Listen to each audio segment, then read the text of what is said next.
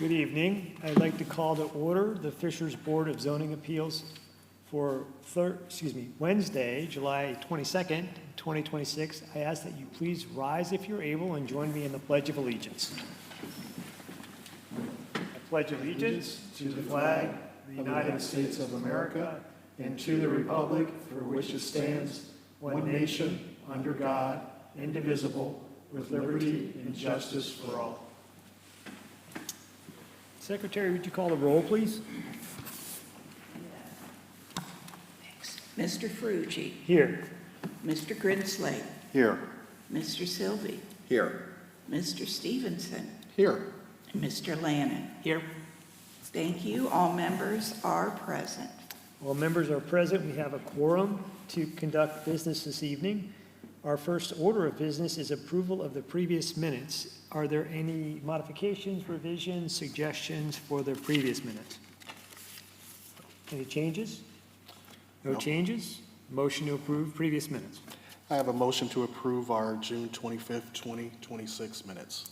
Any seconds? We have a motion and a second. All in favor? Aye. Great. Minutes approved. The first matter for our public hearing is the Harmeyer accessory structure setback. The address is 8827 Lindsay Court, case number VA 26-6. It's a request for consideration of a development standards variance from section 6.2.2 C.2 to allow an accessory structure side setback reduction from 10 feet to 2 feet. Our petitioner is Maureen and Ethan Harmeyer. Are the Harmeyers here? Please approach the podium and proceed with your petition. Thank you. Hello, thank you for having me. My name is Maureen. I'm here to explain a little bit what this variance really is about, what we are intending to do. So let me show you. You already see the first picture. We're trying to literally build a storage shed to have tools, gardening tools, grills, pretty much just the option to get it out of the garage into our storage shed. Here's the indication of where on the plot plan it would really fall into. We're really trying to stay away from any easements, anything that we're not officially allowed to. You see it here indicated with the red little box on the left top corner where that shed would be located. So we're hoping to not having to stay away 10 feet from the property line, instead just going for 2 feet instead, so the shed would not be in the middle of the lawn, which would take away from really play area with our little one, so that we can have it on the side, which just, in our opinion, would be more beneficial. With that, we're also trying to increase the value of the property and trying to keep it upkeep, and also applying to all our HOA requirements. So all of that has already been approved. The letter was already in the package as presented to you guys as well. And I also added more information on how the shed would look like, what we can expect here, and here's the plan. Thank you. This time we'll hear from the staff.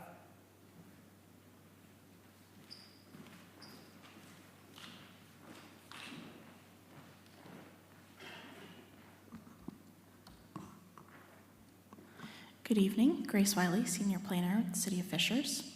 The item before you today is a request for a development standards variance from section 6.2.2.c.2 to allow an accessory structure side setback reduction from 10 feet to 2 feet to install a shed.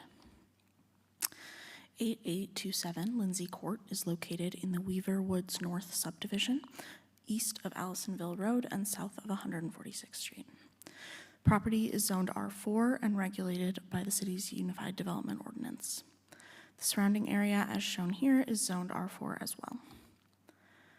The Fishers 2040 Comprehensive Plan designates this site as suburban residential. The proposed site plan is shown above with the proposed shed outlined in red. The proposed shed is approximately 120 square feet in area and approximately 7 feet in height. One public comment was received from the neighbor at the rear property expressing support for the request.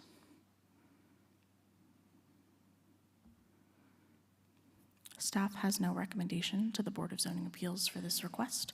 Should the board approve this petition, staff recommends it is done with the following condition: The approval letter and related documentation be recorded on the property with the Hamilton County Recorder's Office. Staff is available for questions. Thank you very much, Grace. Members of the board, do we have any questions for petitioner or staff? I have one question for the staff. I know the request is for a variance regarding the setback. Does the size of the shed, is that consistent with our development standards as well? So 120 square feet is pretty small for a shed. We have different setback standards for structures over 600 square feet, so this is significantly under that. If it was over 600 square feet, it would have to be set back at least the height, which in this case is 7 feet, so it would still be 10 feet. But usually if it's over 600, it's a taller structure, has to be set back right there. Thanks, Does that Grace. answer your question? It sure does. Thank you. Petitioner, would you approach again? I have a question for you, ma'am.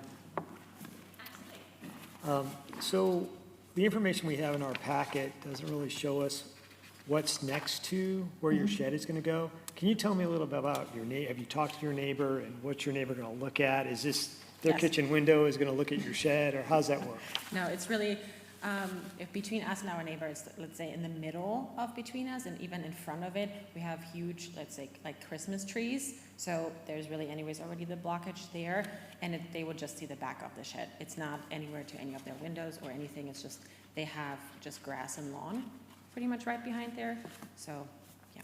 So did I understand you correctly that there's a tree line between your neighbors and the shed's going to be up against the tree line? No, it's, the trees are in, if you open the plot plan in front of you once more, I can try to, Yeah, there you go. can I have will that work? I'm trying to mark it for you to, That one you can see in there. if I can get there. Shows your trees. Yeah, oh, I see. Okay. That might be a little bit tricky. But there's just a fence in between. They have a fence, we have a fence. On their side, it's grass. Yeah. Okay. You understand why I'm asking the question, right? Yes. Okay. Grace? I'm not sure what's happened to the screen, sorry. Cool. Okay. Sorry about that. The other question I have for you is, are you willing to agree that the shed's not going to be more than what you've depicted here? So if we go through with this, we'd like it as depicted in the drawings that we have, because this is 120 square feet. If you put 180 square feet or 200 square feet shed in there, that potentially presents a problem. Absolutely, understood. Even from our HOA, we have the requirements. The shed is not allowed to be bigger than 120 square feet. That is the maximum size. And as I said, we have the HOA approval letter. They will come after us if we do something different, which is truly not our intent. We also already have the order in for this shed, so we're really pretty much just on hold until we get the official permit. Thank you. Thank you. Any other questions for petitioner or staff?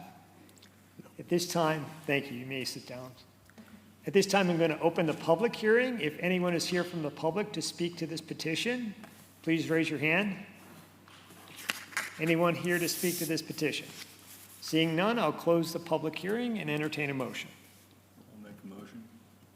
I'll make a motion that we approve VA 26-6 with the condition that the approval letter and related documentation be recorded on the property, the Hamilton County Recorder's Office, and that the shed does not exceed 120 square feet as depicted to the board. We have a motion. Do we have a second? Second. We have a second from Mr. Sylvie. Secretary? Mr. Grinslade, Yes. Mr. Sylvie, Yes. Mr. Stevenson, Yes. Mr. Lannon, Aye. Mr. Ferrucci. Yes, motion passes. Good luck to you. Thank you very much. Our next order of business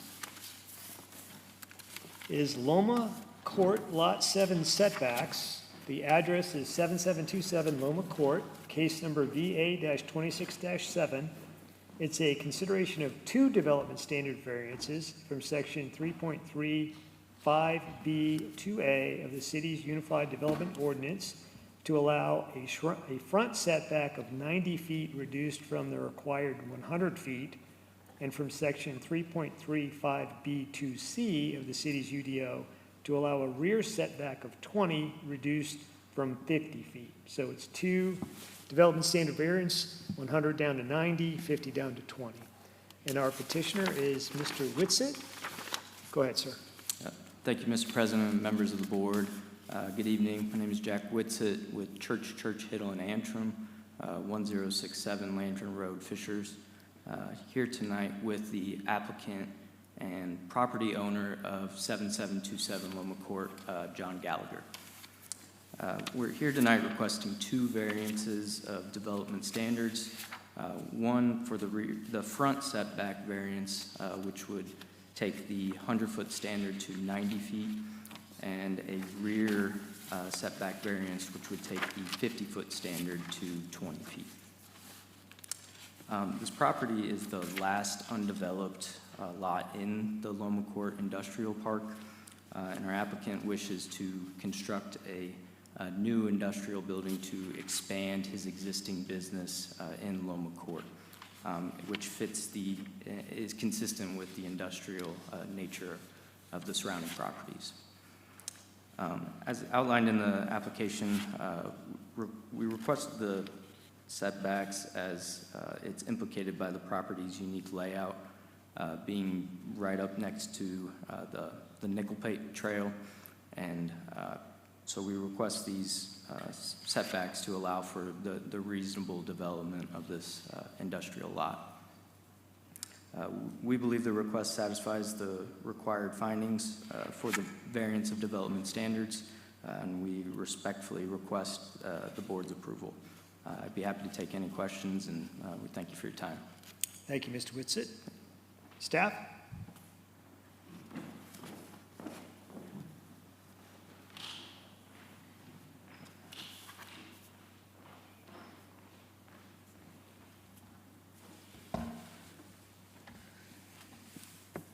Good evening. Grace Wiley, Senior Planner for the City of Fishers. Item before you today is a request for 2 development standards variances from section 3.3.5.b.2a of the city's UDO to allow a front setback of 90 feet, reduced from the required setback of 100 feet, and from section 3.3.5.b.2c of the city's UDO to allow a rear setback of 20 feet, reduced from the required rear setback of 50 feet. 7727 Loma Court is located east of Hague Road, adjacent to the Nickel Plate Trail. The property is zoned I-1, industrial, and regulated by the city's UDO. The surrounding area, as shown here, is zoned I-1 as well. The property to the east, across the Nickel Plate Trail, is zoned PUDC in the Cross Point PUD. Fisher's 2040 Comprehensive Plan designates this site as Flex Employment Center /R&D. The proposed site plan is shown here, with the proposed setbacks shown in red. The 200-foot depth measurement of the property is shown to the left. No public comments have been received on this item. Staff has no recommendation to the Board of Zoning Appeals for this request. Should the board approve this petition, staff recommends that it's done with the following condition. The approval and related documentation be recorded on the property with the Hamilton County Recorder's Office. Staff's available for questions. Thank you. Members of the board, do we have any questions for the petitioner or staff? No. We have no questions. At this time, I'll open the public hearing. If anyone is here from the public to speak to this petition, please raise your hand. Seeing no one from the public, I'll close the public hearing and ask for a motion. I'll make a motion. Please. I move that we approve VA 267 Loma Court, lot number 7, with the recommendation that the approval letter be recorded with the Hamilton County Recorder's Office. We have a motion. Do we have a second? Second. We have a motion and a second. Secretary? Mr. Grinsley, Yes. Mr. Sylvie, Yes. Mr. Stevenson, Yes. Mr. Lannon, Aye. Sorry. and Mr. Frucci. Yes, motion passes. Thank you, Mr. Whitsitt. Thank you. Our last public hearing this evening is, forgive me if I say this incorrectly, Blues Short-Term Rental, Address is 13817 Wabash Drive. It's case SE-26-3, consideration of a special exception to allow for a short-term rental use on property zoned R5 residential. The petitioner is Jared and Angela Blos. Blows. Thank you. You're welcome. It's like close, but with a B. Go ahead. All right, I'm going to read because otherwise I'll ramble and you guys will kick me out. Good evening, members of the board. My name is Angela Blos. Thank you for your time and for reviewing our packet before tonight's meeting. My husband Jared sincerely wanted to be here this evening, but he had a mandatory work commitment that he was not able to change. We prepared this presentation together, but I will be presenting on behalf of both of us.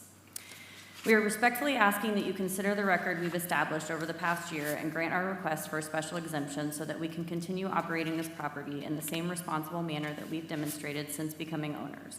Although we were initially unaware of the city's registration requirement following our purchase of the property, we have immediately worked with the city staff once we became aware of it and have fully cooperated throughout this process. As I walk through these slides, I hope you'll see the care, planning, and accountability that we've put into operating this property, along with the intentional steps that we've taken to ensure that it remains a respectful part of the neighborhood. Since purchasing the property, we have focused on operating it responsibly and proactively. We live less than 20 minutes away. We remain personally involved in every reservation and respond quickly whenever something needs our attention. Our goal is simple. It is to provide visitors with a great experience while protecting our property and respecting our neighbors. Beyond how we've managed reservations and guests, we've also been intentional about how we've cared for the property itself. We care for this home the same way that we care for our own. That is why we invest in professional cleaning after every stay, weekly lawn care, prompt snow removal, and ongoing maintenance throughout the year to ensure that it remains a well-maintained part of this neighborhood. Before moving on to the next part, I'd like to share a brief statement from one of our neighbors at our primary residence. While I know this isn't about the rental property itself, we do believe it offers insight into the kind of homeowners and the neighbors that we strive to be. Members of the Fisher Zoning Board, I am writing in support of my neighbors Jared and Angela Blos regarding the zoning matter currently before you. My wife and I have lived next door to Jared and Angela for more than 5 years. During this time, they have consistently been outstanding neighbors and exceptional stewards of their property. Their home is their primary residence, and they have demonstrated a genuine commitment to maintaining and improving it. Over the years, they have made numerous high-quality investments in their property, including extensive new exterior landscaping, upgraded exterior lighting, and installation of a beautiful new deck and railing system. These improvements have enhanced not only their home, but overall the appearance and value of our neighborhood. In addition to being their adjacent property owner, I have spent my professional career in commercial real estate and currently serve as a real estate professional. On both my personal observations and my professional experience, I can confidently say that Jared and Angela have maintained their property to an exceptionally high standard and have consistently demonstrated pride of ownership. They have been respectful, responsible, and considerate neighbors whose actions have positively contributed to our community. I fully support their request to the zoning board and respectfully ask that you give their application favorable consideration. Sincerely, Dave Moore. Since purchasing the property, we have continued investing in the home to ensure that it remains an asset to the neighborhood. In our first year of ownership, we have already completed several improvements, including the replacement of the fence that was long overdue, which you'll see in this slide. We have additional projects planned because we view caring for this property as an ongoing responsibility, not a one-time investment. We understand that when people hear the word short-term rental, there can be concerns, and we can completely understand why. Before we began operating through Airbnb and VRBO, we honestly did not realize there were so many different ways a short-term rental could be managed. Over the past year, we've learned that owners make very different choices, and we have been intentional about the choices we've made for our property. We don't simply accept every reservation. Every guest is verified through Airbnb and VRBO. We personally review each booking request, and if something doesn't feel right, we ask additional questions, and we do decline the reservation. In fact, we did recently decline a reservation because the guest refused to answer additional screening questions. We'd rather lose a booking than take a chance that it could impact the neighborhood or our property. Our house rules, booking requirements, occupancy limits, parking restrictions, security cameras, and quiet hours are all designed to set very clear expectations before guests ever arrive. We believe that setting those expectations from the very beginning is one of the best ways to prevent issues and protect both the property and our neighborhood. While no system can guarantee that issues will never occur, we've put every reasonable safeguard in place to make sure that they are unlikely as possible. To our knowledge, the only minor operational concerns ever brought to our attention involved parking and/or smoking. We appreciated receiving that feedback because it gave us the opportunity to reinforce our expectations with guests and further strengthen our management practices. However, no property, whether owner-occupied, a long-term rental, or a short-term rental, is immune from occasional issues. We believe that the difference is that as local and actively involved owners, we're able to respond quickly, address concerns directly, and help prevent them from becoming recurring problems. The slides above reflect the consistency of the ratings and reviews that we've received since becoming owners. We believe that consistency speaks to the care that we've taken in maintaining the property and managing the guest experience. Finally, being accessible to our neighbors has been important to us since the beginning. We introduced ourselves, shared our contact information, and let them know that they could reach us directly if any issues ever arose. When we learned that we needed a special exception, we personally delivered letters and surveys because we genuinely wanted honest feedback, whether that be positive, negative, or anywhere in between. While not every household responded, those who did share either positive or neutral feedback, which we greatly appreciated. The responses shown here are one from a next door neighbor who's right next door to us, and then one from 2 houses away. We appreciate their willingness to share these experiences and believe their perspectives provide meaningful insight into how the property has been operated. Also, upon receiving feedback from our neighbors about their annual 4th of July cul-de-sac celebration, we have voluntarily chosen to block the future 4th of July weekends from our rental calendar. While it is one of the busiest rental weekends of the year, we felt it was more important to respect a longstanding neighborhood tradition and demonstrate our commitment to balancing the ability to operate our home responsibly with preserving the sense of community that our neighbors value. We included this slide because being part of the community also means contributing to it. In addition to maintaining the property, we've paid occupancy taxes while continuing to invest in the home itself. Our hope this evening has been to show you not only how we've operated this property, but how we've approached owning and managing it. Throughout the past year, we've focused on responsible ownership, active management, open communication, and doing everything that we reasonably can to operate the home respectfully while minimizing any impact on our neighbors. We do understand that some people have concerns about short-term rentals as a general concept, and we respect those concerns. Our goal has never been to dismiss them, but rather to demonstrate through our actions that this property can operate responsibly while remaining compatible with the neighborhood. We also recognize that until recently, no special exceptions for short-term rentals had been approved. As we prepared for tonight, we did watch last month's BZA hearing involving another homeowner in Harrison Green, the neighborhood that we are located, and found that its emphasis on responsible ownership, active management, and respect for the neighborhood closely mirror the approach that we're taking in operating our property. Those are the same principles that we have tried to demonstrate this evening to you. In closing, we believe the evidence presented demonstrates that this request satisfies the standards for a special exception. Our operating history, the safeguards we've put in place, our responsiveness to neighbors, and our investment in the property reflect our commitment to be responsible owners and compatible with the neighborhood. Again, we are respectfully asking for your approval so that we can continue operating this home in the responsible manner that we have demonstrated. Thank you for your time and consideration. Happy to answer any questions if you have them. Thank you.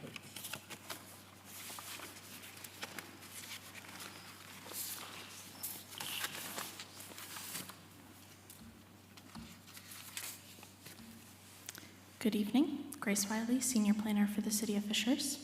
The item before you today is a request for a special exception to allow for short-term rental use on a property zoned R5 residential. The state of Indiana does not allow municipalities to regulate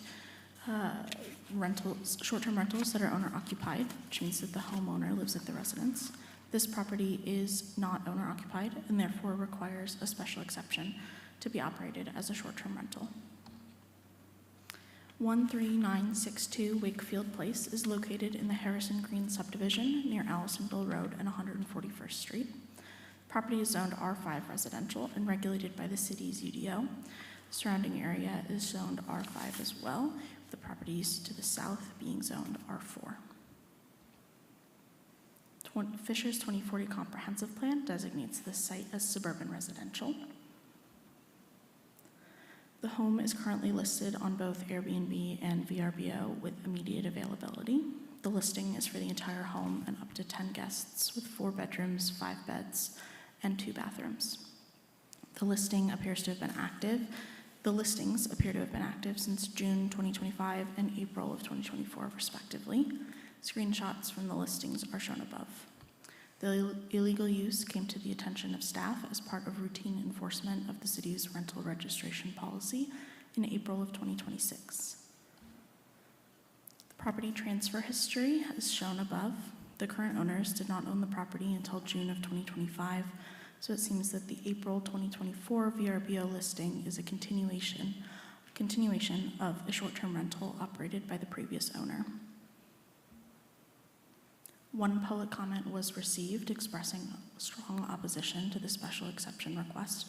The full comment was attached to your staff report. Staff has no recommendation to the BZA for this request. Should the board approve this petition, staff recommends that it's done with the following conditions.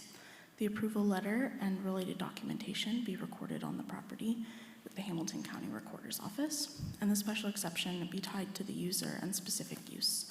If the current property owner were to sell or vacate the property, the special exception would be void. Staff is available for questions.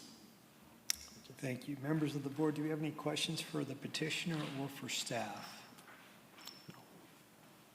No questions? At this time, I'll open the public hearing. If anyone is here from the public to speak to this petition, please raise your hand. Sir, please approach the podium, state your name and address, and go ahead with your comment, please.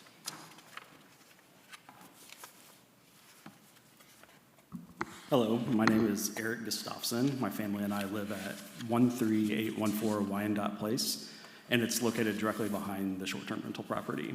My wife, Allison, has already shared our family's concerns through a written public comment, which primarily focused on our family's safety.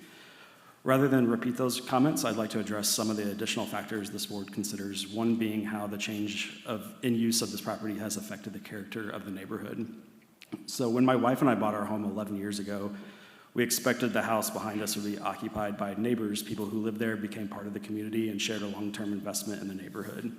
Today, that relationship has fundamentally changed because the occupants change every few days.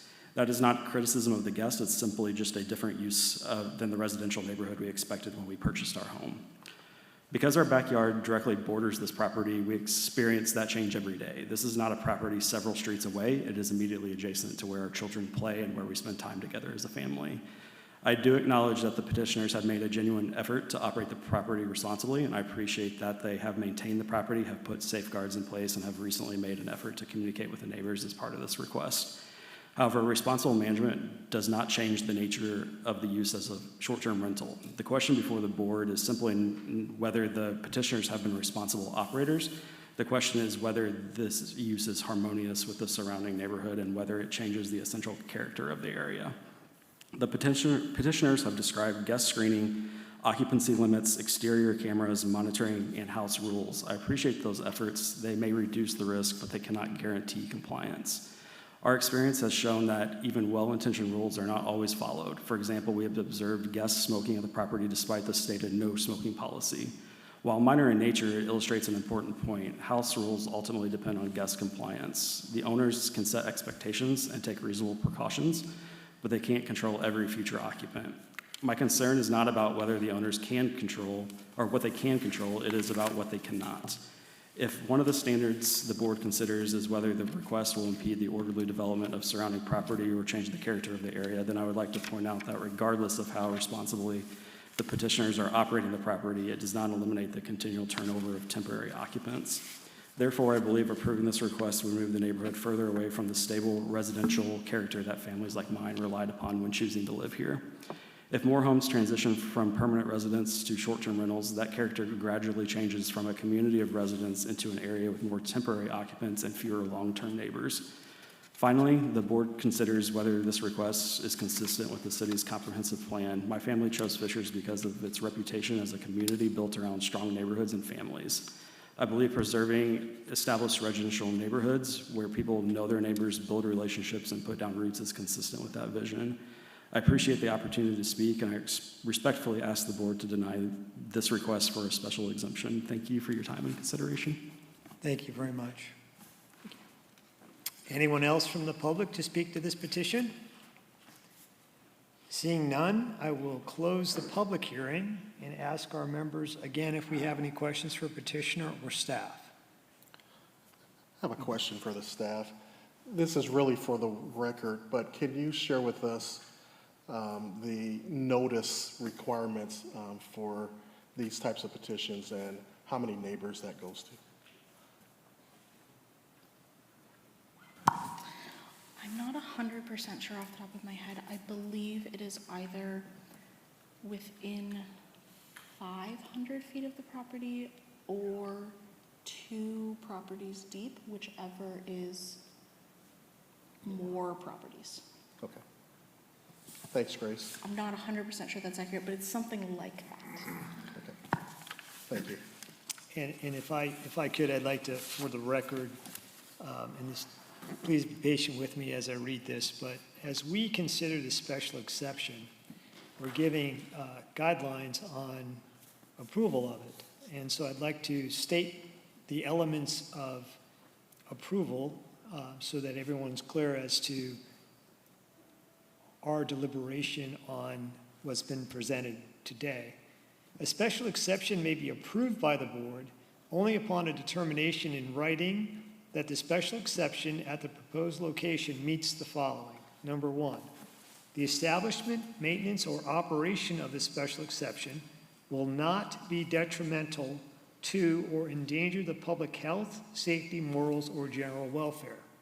Number 2, the special exception will be designed, constructed, operated, and maintained to not be injurious to the use and enjoyment of other property in the immediate vicinity for the purposes already permitted, not substantially diminish and impair property value within the neighborhood, be harmonious and appropriate in appearance with the existing or intended character of the immediate vicinity, and not change the essential character of the area. 3, the establishment of the special exception will not impede the normal and orderly development and improvement of surrounding property for uses permitted in the zoning district. 4, adequate public facilities and services such as highways, streets, police and fire protection, drainage structures, refuse disposal, water and sewer, and schools have been or are being provided, and the special exception will not result in excessive additional requirements at public expense for such public facilities and services. 5, adequate measures have been or will be taken to provide ingress and egress designed to minimize traffic congestion and have vehicular approaches are designed as not to create an interference with traffic on the surrounding rights-of-way. 6, the special exception will be harmonious with and in accordance with the objectives of the comprehensive plan. And 7, the special exception will be in a zoning district where such use is permitted and that all other requirements of the zoning district and this ordinance, and as may be applicable to such use, will be met. As our board members consider a motion for this, we'd like you to consider all of the elements that I've just read. Thank you. Do we have a motion? Yeah, can I make a comment before? Sure. I appreciate the letter that was sent in as a response to this petition, and also the comments by the remonstrator, and also the letter that the petitioner shared in support of her petition. It's my opinion, looking at the standards that we have to consider, I believe the petitioner has satisfied that to be consistent with what we have from the standards from the UDO. Yes. Do we have a motion, Mr. Stevens? Yes, I do. With that, I will make a motion to approve SE-26-3 with the following conditions. 1, that the approval letter and related documentation be recorded on the property with the Hamilton County Recorder's Office. And 2, the special exception is tied to the user and specific use. If the current property owner were to sell or vacate the property, the special exception would be void. We have a motion. Do we have a second?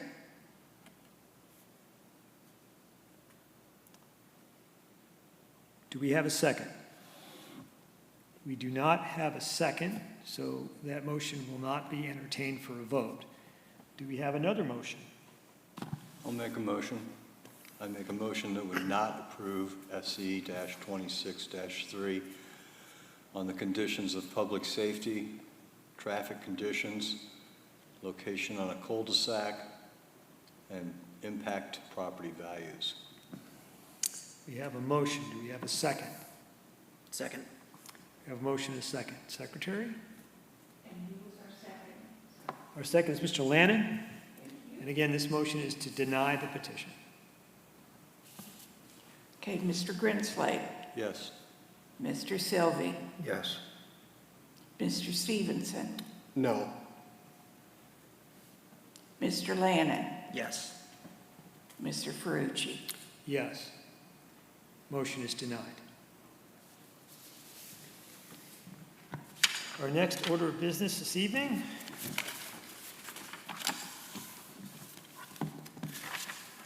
is any old business. Do we have any old business? No old business, Any new business? no new business. No new business. Any staff communication? There will not be a BZA meeting in August. No BZA meeting next month. At this time, I will adjourn the Board of Zoning Appeals meeting for July 22nd, 2026.